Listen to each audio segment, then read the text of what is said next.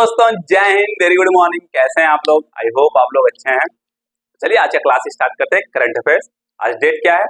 17 जुलाई 2024। बहुत ही important current affairs है, तो प्लीज एंड तक जरूर देखिएगा। अगर पसंद आए तो इसको लाइक शेयर सब्सक्राइब जरूर करिए। चलिए स्टार्ट करते हैं।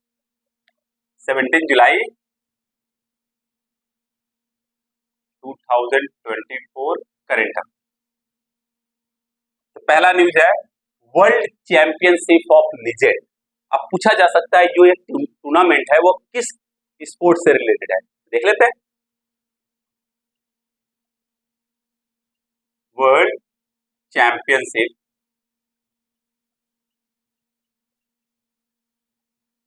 Of legend. पहली बात, यह टूर्नामेंट क्रिकेट से रिलेटेड है, ध्यान दीजिएगा। और ये पहली बार यह टूर्नामेंट हुआ है, इसलिए हमारे एग्जाम के लिए बहुत इंपॉर्टेंट है। क्रिकेट से रिलेटेड है और यह T20 टूर्नामेंट है। और इसमें पार्टिसिपेट कौन किया है? जानते हैं, जो रिटायर्ड क्रिकेटर है वह पार्टिसिपेट किया। जैसे इंडिया से युवराज सिंह, रैना, यूसुफ पठान, इरफान पठान, अंपाती रायडू, ये सब पार्टिसिपेट किए। तो 6 टीमें पार्टिसिपेट की हैं इसमें। 6 टीम्स पार्टिसिपेट की। कौन कौन सी टीम्स हैं? इंडिया पूछा जा सकता है, India, Pakistan, England, Australia and West Indies, south Africa ये पार्टिसिपेट किया। और जीता कौन है? फाइनल मैच इंडिया और पाकिस्तान के बीच में हुआ था, जिसमें इंडिया ने पाकिस्तान को पूरी तरीके से हरा दिया। तो मतलब इंडिया जीती है। इंडिया डिफीटेड पाकिस्तान 5 विकेट से। और एक हुआ कहां था? यह इंग्लैंड में हुआ था। और किसके द्वारा कराया गया था? इंग्लैंड और वेल्स क्रिकेट बोर्ड द्वारा। जैसे हमारे यहाँ कौन है? BCCI क्रिकेट बोर्ड है, ठीक उसी तरीके से इंग्लैंड और वेल्स क्रिकेट बोर्ड ने कराया था।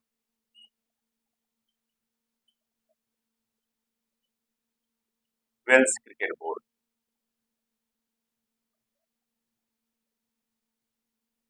कहाँ हुआ था?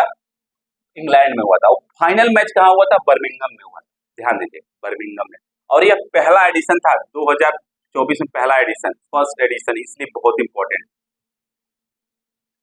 और मैन ऑफ द सीरीज किसको मिला है? Man of the series MOS Yusuf Pathan को। यूसुफ पठान को। और फाइनल में मैन ऑफ द मैच किसको मिला है? Man of the match Ambati Rayudu को। अंपाती रायडू को, ये ध्यान दीजिएगा। कौन जीता है? यह पहला एडिशन जो है वह भारत जीता है। जैसे हम लोग T20 वर्ल्ड कप फाइनल 2007 में पहला एडिशन जीते थे, ठीक उसी तरीके से इस बार भी हम लोग पहला एडिशन जीत गए। समझ में आ गया? पक्का नोट डाउन कर लीजिए, पूछा जा सकता है। और इसको और एक नाम से बुलाते हैं, is my trip world championship of legend. Is my trip, क्योंकि इज माई ट्रिप ने इसको स्पॉन्सर किया। ओके, तो नोट डाउन कर लीजिए, बहुत इंपॉर्टेंट, क्योंकि ये पहली बार हुआ है। 6 टीमें पार्टिसिपेट किया। ये T20 टूर्नामेंट है, जिसमें इंडिया ने पाकिस्तान को पूरी तरीके से हरा दिया। और इंडियन कैप्टन कौन थे? इंडिया कैप्टन कौन थे? युवराज सिंह। और इंडियन टीम का नाम क्या था? India champion. और पाकिस्तान का? पाकिस्तान चैंपियन। बहुत इंपॉर्टेंट है, ध्यान देना। सेकेंड है यूरो कप। यूरो कप 2024 किसने जीता? उसको जानने से पहले यह समझ लेते हैं कि यूरो कप किस स्पोर्ट से रिलेटेड है। यह फुटबॉल से रिलेटेड है, ध्यान दीजिएगा। नाम है यूरो कप, तो डेफिनेटली यूरोप में होता होगा। ओके, तो कहां हुआ इस बार? 2024 वाला। यह 17वां एडिशन था, पहली बार 17th एडिशन। यह हुआ कहां है? जर्मनी के बर्लिन में। अब यह स्टार्ट कब हुआ था? 1960 में। 1960 में पहला एडिशन था। और इस साल 2024 वाला जीता कौन है? स्पेन। स्पेन ने इंग्लैंड को डिफीट किया है।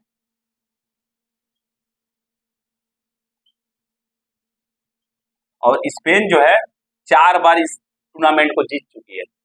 1968 में पहली बार, फिर 2008 में दूसरी बार, फिर 2012 में तीसरी बार और 2024 में 4 बार स्पेन जो है टूर्नामेंट को जीत चुकी है। और हर 4 साल पे होता है, हर 4 साल पे, ध्यान, एवरी 4 ईयर पे होता है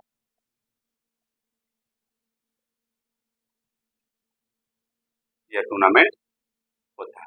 और जो बेस्ट प्लेयर है वह कौन है इस साल के बेस्ट प्लेयर, तो पूछा जा सकता है, इसको ध्यान दीजिएगा।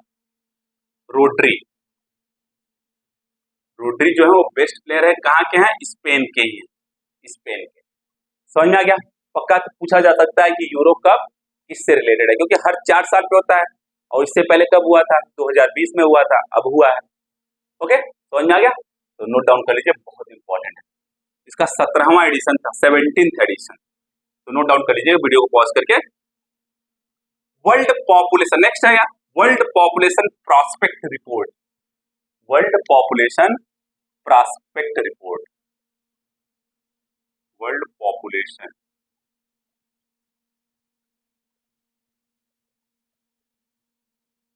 Prospect report. इस रिपोर्ट को रिलीज कौन करता है? 2024। इस रिपोर्ट को रिलीज कौन करता है? यूनाइटेड नेशन करता है।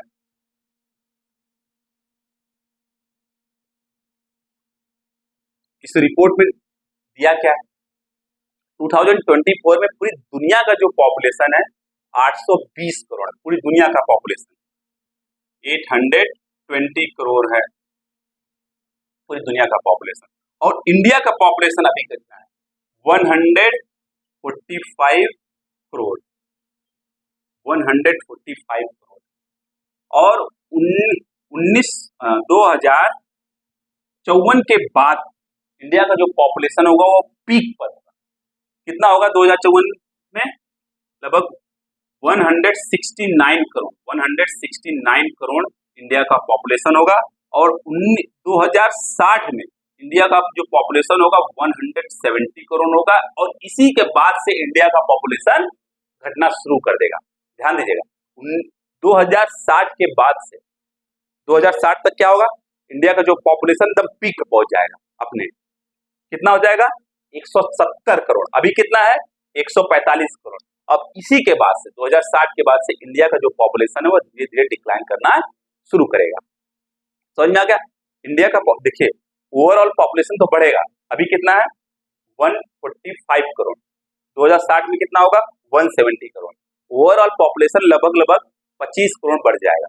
परंतु जो परसेंटेज वाइज देखा जाए तो 12% पॉपुलेशन का जो रेट है वो कम होना शुरू हो जाएगा। 2060 तक इंडिया का जो पॉपुलेशन है वो 12% कम होना शुरू हो जाएगा। बात समझ में आ गई? पक्का? तो पूछा जा सकता है एग्जाम, इसको ध्यान दीजिएगा। और 2060 तक पूरे वर्ल्ड का जो पॉपुलेशन है वो कितना होगा? लगभग 1030 करोड़ के करीब, 1030 करोड़ के करीब पॉपुलेशन होगा। और अगले 60 से 70 साल में इंडिया जो है वो टॉप पर ही रहेगा। पॉपुलेशन में इंडिया को कोई डिफीट नहीं कर सकता। मतलब ये जो 21st सेंचुरी चल रहा है, जो अभी बचा हुआ है 75 ईयर समझ लीजिए, 75 ईयर में इंडिया को कोई डिफीट करने वाला बिल्कुल नहीं। समझ में आ गया? पक्का? तो ये रिपोर्ट रिलीज कौन करता है? यूनाइटेड नेशन रिलीज करता है। इंडिया का पॉपुलेशन अभी कितना है? इतना है। 2060 तक कितना हो जाएगा? इतना। उसके बाद क्या होगा? डिक्रीज करना स्टार्ट कर देगा और पूरे वर्ल्ड का पॉपुलेशन इतना हो जाएगा। फिर उसके बाद वहां से भी वर्ल्ड का पॉपुलेशन भी डिक्रीज करना स्टार्ट कर देगा। इसको ध्यान दीजिएगा, नोट डाउन कर लीजिए, बहुत इंपॉर्टेंट। ये रिपोर्ट रिलीज कौन करता है? ये सबसे ज्यादा important. Eastern India's first physically challenged students university, eastern India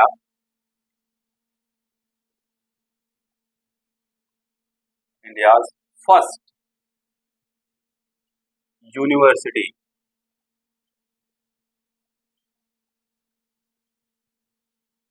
for physically challenged student.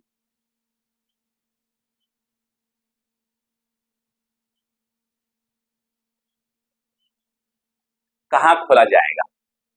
Will be open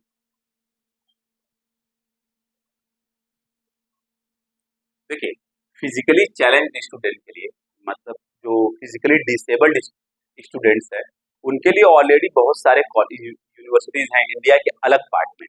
परंतु क्वेश्चन क्या है, मतलब न्यूज क्या है, ईस्टर्न इंडिया, जो पूर्वी भारत, उसमें पहला यूनिवर्सिटी होगा फिजिकली चैलेंज स्टूडेंट के लिए। वो कहाँ खोला जाएगा?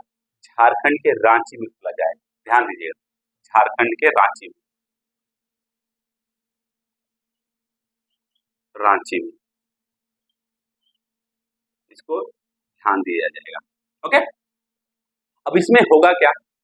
पहली बात, जो फिजिकली डिसेबल्ड स्टूडेंट है उनके लिए एक यूनिवर्सिटी हो गया, उनके लिए हॉस्टल होगा, उन सब का जो खर्चा होगा, जो मैक्सिमम टू मैक्सिमम अगर 10 लाख है, पूरा 10 लाख तक जो सरकार है, जो स्टेट गवर्नमेंट है, झारखंड स्टेट गवर्नमेंट, वो पूरा पूरा खर्चा उठाएगी। किसके तहत? उन्होंने एक स्कॉलरशिप लॉन्च किया है जिसका नाम है नवोत्थान स्कॉलरशिप।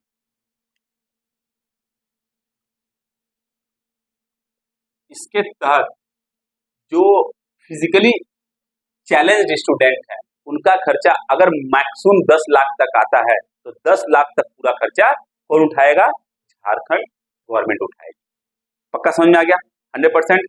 तो पूछा जा सकता है, क्योंकि भारत के पूर्वी क्षेत्र में पहला यूनिवर्सिटी है जो फिजिकली चैलेंज स्टूडेंट के लिए खोला जाएगा। कहाँ पे खोला जाएगा? रांची में खोला जाएगा। इससे पहले भारत के अलग अलग जगहों पर पंडित दीनदयाल यूनिवर्सिटी है फॉर फिजिकली चैलेंज स्टूडेंट के लिए, फॉर फिजिकली डिसेबल्ड स्टूडेंट के लिए। बात समझ में आ गई? पक्का 100%। तो नवोत्थान स्कॉलरशिप के तहत मैक्सिमम 10 लाख का स्कॉलरशिप दिया जाएगा बच्चों को। Got it? नोट डाउन कर लीजिए, बहुत इंपॉर्टेंट है। नवोत्थान है, नवोत्थान पूछा जा सकता है एग्जाम में कि नवोत्थान स्कॉलरशिप प्रोग्राम किस स्टेट गवर्नमेंट ने लॉन्च किया है? तो झारखंड स्टेट गवर्नमेंट ने लॉन्च किया। तो ध्यान दीजिएगा, बहुत इंपॉर्टेंट है। वीडियो को पॉज करके नोट डाउन कर लीजिए। भारत के पूर्वी क्षेत्र में पहली बार यह फिजिकली डिसेबल्ड स्टूडेंट के लिए यूनिवर्सिटी खोला जाएगा।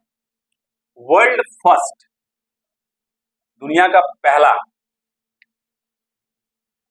देखते हैं, world audio visual and entertainment summit कहां होने वाला है? एंड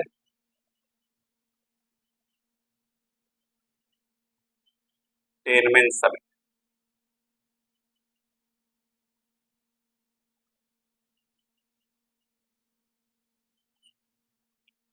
क्या है? दुनिया का पहला audio world audio visual and entertainment summit कहां होने वाला है? इसको शॉर्ट में क्या बोलते हैं? इसको शॉर्ट में वेव्स बोलते हैं। ओके, वेव्स, ध्यान दीजिएगा। World audio visual and entertainment summit कहां होगा? इंडिया में होगा। इंडिया के किस स्टेट में होगा? गोवा में। कब होगा? 20 नवंबर से लेकर 24 नवंबर 2024 में होगा। ये किसके द्वारा अनाउंस किया गया है? Ministry of information and broadcasting द्वारा अनाउंस किया गया, जो कि ओके। अब इसमें हुआ क्या? उन्होंने क्या अनाउंस किया है? उन्होंने यह अनाउंस किया है कि जो मीडिया है और जो इंटरटेनमेंट सेक्टर है, उनके जो इंटेलेक्चुअल प्रॉपर्टी राइट्स है उसको प्रोटेक्ट किया जाएगा। और क्या किया जाएगा? मीडिया और इंटरटेनमेंट क्षेत्र में और अधिक से अधिक इन्वेस्टमेंट को अट्रैक्ट किया जाएगा और सस्टेनेबल डेवलपमेंट की बात की जाएगी। ध्यान दीजिएगा, क्या क्या होगा इसमें? इंटेलेक्चुअल प्रॉपर्टी राइट्स को प्रोटेक्ट किया जाएगा। इसके मीडिया एंड इंटरटेनमेंट सेक्टर के, मीडिया एंड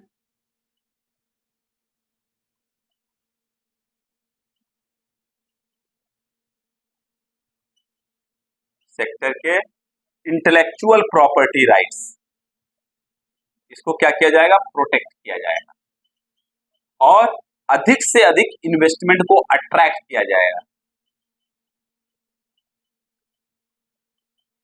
अब कैसे अट्रैक्ट करेंगे? ऐसी पॉलिसी लानी पड़ेगी जिससे कि लोग इन्वेस्टमेंट ज्यादा करें इस सेक्टर में, जिससे उनको प्रॉफिट ज्यादा हो। तो इन्वेस्टमेंट अट्रैक्ट किया जाएगा और सस्टेनेबल डेवलपमेंट की बात की जाएगी। ध्यान दीजिए, सस्टेनेबल डेवलपमेंट, जो भी डेवलपमेंट होगा वो सस्टेनेबल होना चाहिए। समझ में आ गया? No problem. तो नोट डाउन कर लीजिए, बहुत इंपॉर्टेंट है। किसके द्वारा अनाउंस किया गया है? Ministry of information and broadcasting द्वारा। और हमको कमेंट बॉक्स में कमेंट करके बताइएगा ministry of information and technology के मिनिस्टर कौन है।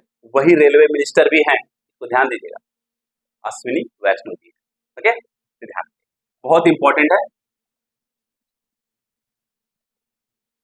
तो आप कमेंट करके बताइएगा कि रेलवे मिनिस्टर कौन है। और दुनिया का पहला है ऑडियो विजुअल इंटरटेनमेंट, इसलिए बहुत इंपॉर्टेंट है हमारे लिए और हमारे एग्जाम के लिए। नेक्स्ट है maritime partner exercise between India और यूएस अमेरिका के बीच में कहां हुआ। मैरीटाइम देखते हैं, maritime partnership exercise between Indian navy and American navy, मतलब यूएस नेवी, कहां कराया गया। पहली बार ये इंडिया में कराया गया, वो भी अरेबियन सी में कराया गया, अरेबियन सी। ओके, अरेबियन सी में कराया गया।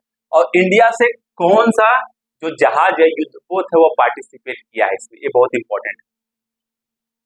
आईएनएस आदित्य और आईएनएस विशाखापट्टनम ने पार्टिसिपेट किया है।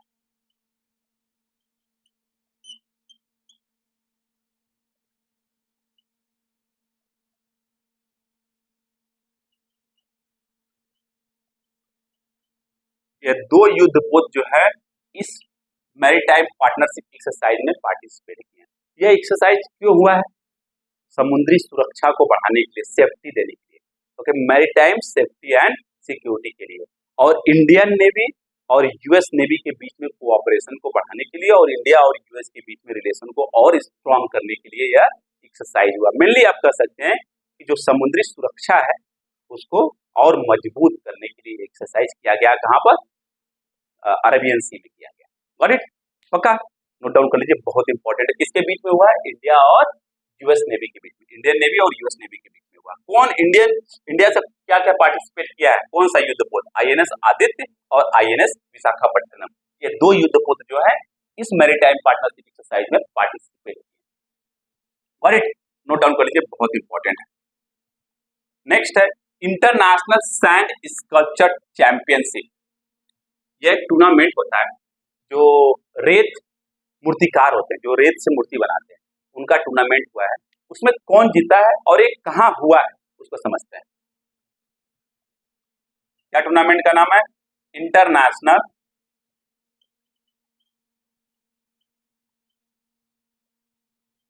सैंड स्कल्पचर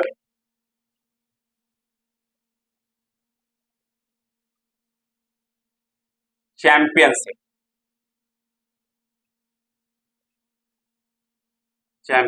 कहां हुआ पहली बार, यह रसिया में हुआ, यह रसिया में। क्या है, यह रेत मूर्तिकार का एक टूर्नामेंट हुआ था। इसमें जीता कौन, इसमें एक अवार्ड होता है जिसका नाम है golden sand master award, master award. इस अवार्ड को जीता कौन है, अगर हम डिस्कस कर रहे हैं तो डेफिनेटली कोई इंडिया से होगा, वो जीता होगा। और इंडिया में वो बहुत फेमस है। कोई भी फेस्टिवल हो, कोई भी इवेंट्स हो जो नेशनल लेवल पर हो, उसमें वो जरूर मूर्ति बनाते हैं सैंड से, मतलब रेत से। कौन है, सुदर्शन पटनायक। कहाँ से हैं, उड़ीसा से। उन्होंने एक गोल्ड मेडल जीता है, पटनायक, सुदर्शन पटनायक, समझ में आ गया। और इनको 2014 में पद्मश्री भी मिल चुका है, ध्यान दीजिएगा, 2014 में पद्मश्री भी मिल चुका है। ये बहुत इंपॉर्टेंट है। इसमें इन्होंने किया क्या, जो इवेंट था, जो टूर्नामेंट था, इंटरनेशनल सैंड स्कल्पचर चैंपियनशिप, जो कि रसिया में, रसिया के शहर सेंट पीटर्सबर्ग में हुआ था। इसमें इन्होंने क्या किया, जो महाप्रभु जगन्नाथ हैं, उनके रथ और उनके भक्त है बलराम दास, उनका 12 फीट का मूर्ति बनाया था। उसी के कारण इनको विजय हासिल हुआ है और उसमें इनको क्या मिला है, गोल्डन सैंड मास्टर अवार्ड, जो कि रसिया के सेंट पीटर्सबर्ग में हुआ था। समझ में आ गया? इसमें क्या होता है, रेत से मूर्ति बनाते हैं, उसमें कौन जीता है, सुदर्शन पटनायक। बहुत ही इंपॉर्टेंट है, नोट डाउन कर लीजिए, नोट डाउन कर लीजिए, बहुत इंपॉर्टेंट। वीडियो को पॉज करके नोट डाउन कर लीजिएगा आप लोग। Sustainable development goal India index 2023-24, sustainable development goal India index 2023-24। पहली बात, इसको रिलीज कौन करता है, कौन सा ऑर्गेनाइजेशन, नीति आयोग करता है, release by NITI Aayog. NITI Aayog, national institute for transforming India. कब बनाया गया था इसको, 2015 में बनाया गया था, 1 जनवरी 2015 में बनाया गया था। इससे पहले क्या था, प्लानिंग कमीशन था। प्लानिंग कमीशन क्या करता था, 5 साल के लिए प्लान लेके आता था, उस पर काम करता था। और यह ऐसा नहीं, 5 साल के लिए कोई प्लान नहीं आता, इनका शॉर्ट टर्म, मीडियम टर्म और लॉन्ग टर्म प्लान है। समझ में आ गया? और यही जो है sustainable development goal India index release करते हैं। पहली बार कब रिलीज किया था इन्होंने, 2018 में, फर्स्ट टाइम। ध्यान दीजिए, फर्स्ट टाइम कब रिलीज किया गया था, 2018 में। और इस साल मतलब 2023-24 का जो एडिशन है वो 4th एडिशन है, 4th एडिशन है। इसमें आपको पता है जो United nation sustainable development goals है, उसमें कितने गोल्स है, 17 गोल्स हैं। और जो sustainable development goal India index है, उसमें कितने गोल्स हैं, 16 गोल्स हैं। ध्यान दीजिएगा, 16 गोल्स हैं। ओके, अब इसमें इंडिया की जो पूरा रिपोर्ट मिला है, इंडिया को पूरा जो रैंकिंग मिली है, रैंकिंग नहीं कर सकते हैं, जैसे स्टेट को रैंक दिया जाता है, स्टेट को, स्टेट और यूनियन टेरिटरी को जो नीति आयोग है वो सस्टेनेबल डेवलपमेंट गोल के आधार पर क्या देता है, रैंक देता है। और वही जो रैंक है ऑन एन एवरेज अगर काउंट किया जाता है तो इंडिया को एक रिपोर्ट दिया जाता है। तो इंडिया का इस समय कितना है, कितना रिपोर्ट है कार्ड, 70, इस साल 71 मिला है। इससे पहले कितना मिला था, 66, उससे पहले मतलब 2020-21 में 66, 2020-21 में 66 और 2019-20 में 60 और 2018 और 19 में 58 टोटल रिपोर्ट कार्ड था भारत का। क्योंकि देखिए स्टेट को दिया जाता है रैंकिंग कि कौन सा, लाइक कोई स्टेट है जिसका मान लीजिए 78 है, किसी स्टेट का 60 है, किसी स्टेट का 71 है, 72। इस हिसाब से जब ऑन एन एवरेज निकाला जाता है तो टोटल जो एवरेज है वो इंडिया का कितना है, 71। और इस रिपोर्ट में बताया क्या है, इंडिया में पॉवर्टी को हटाने के लिए, गरीबी को खत्म करने के लिए बहुत अच्छे तरीके से काम किया है। लगभग 23 से 24 करोड़ लोग पिछले 10 साल में बाहर आए पॉवर्टी से, समझ चाहिए। ओके, और जो इकोनॉमिक ग्रोथ के बारे में बताया गया कि इकोनॉमिक ग्रोथ भी अच्छा हुआ, क्लाइमेट चेंज के क्षेत्र में अच्छा काम किया गया, जेंडर इक्वलिटी के क्षेत्र में भी अच्छा काम किया गया। तो ये सब क्षेत्र में इंडिया में अच्छा काम किया गया। क्या क्या सस्टेनेबल गोल्स हैं इसमें, पहली बात 16 है, इसमें जेंडर की बात की जा रही है, इकोनॉमिक की बात की जा रही है, क्लाइमेट चेंज की बात की जा रही है, एजुकेशन की बात की जा रही है, इन सब चीजों की बात की जा रही है। समझ में आ गया? पक्का हमारे लिए इंपॉर्टेंट क्या है, यह इंडेक्स है, कौन रिलीज करता है, और इंडिया का जो पोजीशन है, तो ओवरऑल पोजीशन जो है वह क्या है, 71 है। और पिछले 4 बार में क्या यह ग्रोथ इंक्रीज हुआ कंटिन्यूअसली या डिक्रीज हुआ? देखिए 2018-19 में कितना था इंडिया का, 58, 2019-20 में कितना था, 60, 2020-21 में कितना था, 66, और 21-22 और 22-23 में रिलीज नहीं हुआ था, कोरोना के समय थोड़ा तैयारी नहीं हुई थी सही से, इसलिए नहीं। और फिर 2023-24 में 71, मतलब इंप्रूव होता चला गया। और सबसे अच्छा जो काम किया है भारत के अंदर, जो काम हुआ है वह गरीबी हटाओ के क्षेत्र में काम हुआ है, क्लाइमेट चेंज के क्षेत्र में काम हुआ, और इकोनॉमिक ग्रोथ के क्षेत्र में काम हुआ, इवन एम्प्लॉयमेंट जनरेशन के क्षेत्र में भी अच्छा काम हुआ। ओके, और कौन रिलीज करता है, ध्यान दीजिएगा, नीति आयोग रिलीज किया था, पहली बार 2018 में रिलीज किया गया, तो नोट डाउन कर लीजिए। तो स्टेट्स को और यूनियन टेरिटरीज को क्या दिया जाता है, रैंक दिया जाता है कि कौन सा स्टेट किस सस्टेनेबल डेवलपमेंट गोल में कितना अच्छा काम किया, उसके आधार पर फिर ऑन एन एवरेज सबका निकालकर इंडिया का पोजीशन बता दिया जाता है। बात समझ में आ गई। 9th है United nation world youth skill day. Okay, United nation world youth skills day हम लोग कब सेलिब्रेट करते हैं इसको, 11 जुलाई को। और इस साल का जो थीम है वो बहुत इंपॉर्टेंट है, हम डिस्कस करना भूल गए थे इसके बारे में। इस साल का जो थीम है वो क्या है, youth skills for piece and development, for piece and development. Okay, यह इस साल का थीम है, youth skills for piece and development. और इसका मेन मतलब किया क्यों जाता है और कब पहली बार किया गया, 2014 में आपको पता है इसको अनाउंस किया गया था, और 2015 से हर 11 जुलाई को इसको सेलिब्रेट किया जाता है। पक्का समझ में आ गया।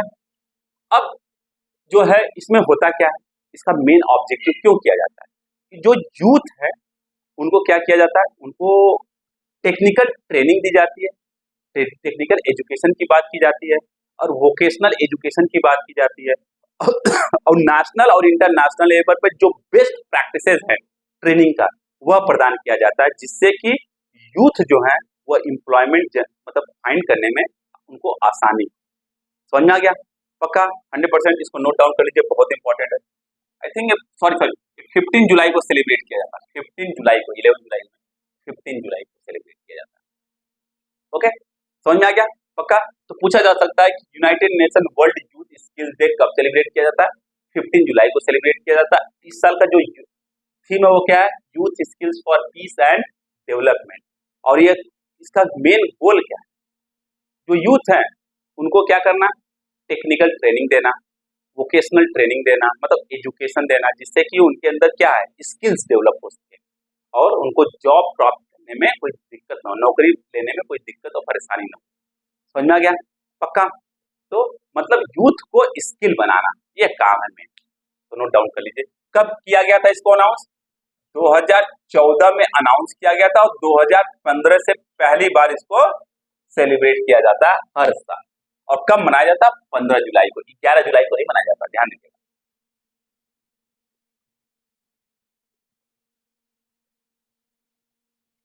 डीडी रोबोकॉन इंडिया 2024 कहां हुआ, डीडी रोबोकॉन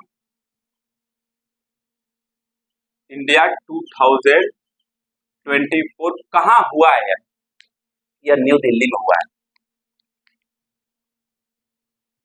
न्यू दिल्ली में। किसके द्वारा कराया गया, आईआईटी दिल्ली द्वारा एंड प्रसार भारती द्वारा, प्रसार भारती द्वारा इसको कराया गया। इसमें हुआ क्या, इसमें मोर देन 45 जो कॉलेजेस हैं, इंस्टीट्यूट है, यूनिवर्सिटी है, वहां से लगभग 750 स्टूडेंट इसमें पार्टिसिपेट किए हैं। अब इसमें जो जीतेगा वह किसी और जो इंटरनेशनल इवेंट्स है उसमें उसको भेजा जाएगा। कौन सा इंटरनेशनल इवेंट है अभी देखते हैं, ध्यान दीजिएगा। क्या हुआ है इसमें, more than 45 colleges, institute and universities से लगभग 750 स्टूडेंट पार्टिसिपेट किए हैं। ध्यान दीजिएगा, 750 स्टूडेंट पार्टिसिपेट किए।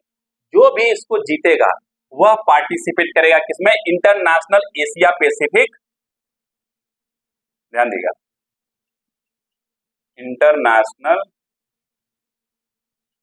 Asia Pacific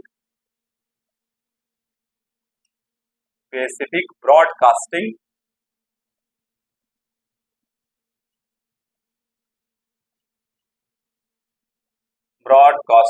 union Robocon.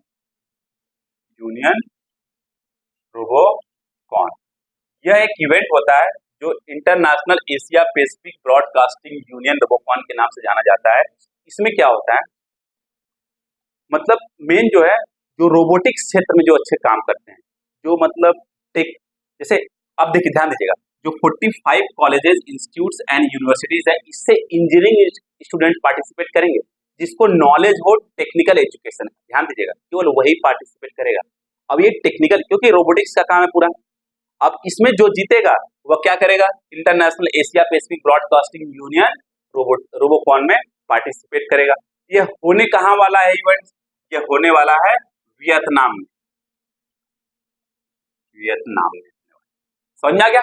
तो केवल कौन पार्टिसिपेट करेगा, जो टेक्निकल स्टूडेंट्स होंगे, केवल वही पार्टिसिपेट करेंगे इस टूर्नामेंट में। समझ में आ गया? पक्का? No problem. तो ध्यान दीजिएगा, बहुत इंपॉर्टेंट है। किसके द्वारा कराया गया? IIT दिल्ली और प्रसार भारती द्वारा। कहां पर? न्यू दिल्ली में कराया गया। Okay, got it? तो इसको नोट डाउन कर लीजिएगा। आज के लिए बस इतना ही। जाने से पहले अगर वीडियो पसंद आए तो इसको लाइक शेयर सब्सक्राइब जरूर करिएगा और बेल आइकन दबाना बिल्कुल मत भूलिएगा, नहीं तो नोटिफिकेशन मिस कर देंगे। Okay, bye bye, take care, पढ़ते रहिएगा।